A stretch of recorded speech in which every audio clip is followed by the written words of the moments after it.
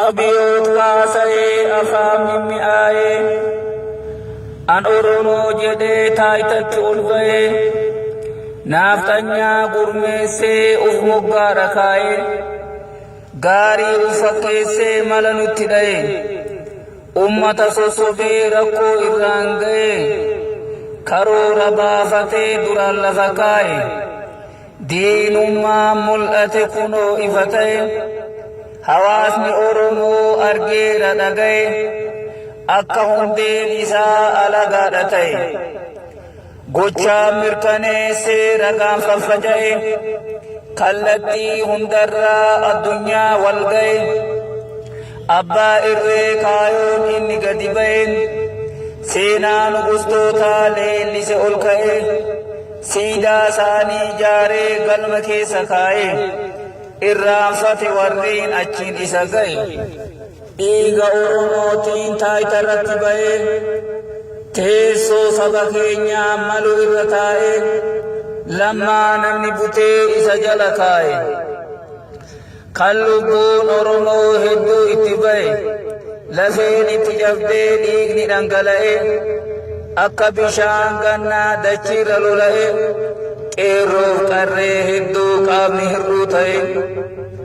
kaan galaanni guuree gariin biyyaa ba'e waraabessi nyaatee namni qisaasa'e jijjiirama fidee harka gadhee kaa'e abiyyoot kaasa'ee abbaa itti ta'e lubbuu lammiileedhaa qaqqaalii dhadha'e waraanni isaa yaa'ee nurratti bobba'e duguuggaa sanyiidhaa leenji'ee qophaa'e hayyoota qabatee mana hidhaa kaa'e hayyoota qabatee mana hidhaa kaa'e hayyoota qabatee mana hidhaa kaa'e kufaatii abiyyoot jawartu baraaree waggaa tokko dura hedduu itti xaaree hayyicha gameessa eessumman salaale shanyii aadam saaddoo goota arsii baale qabsoo irra cichuu jaarraa irraa dhaale siyaasaaf beekumsaan diinotarra caale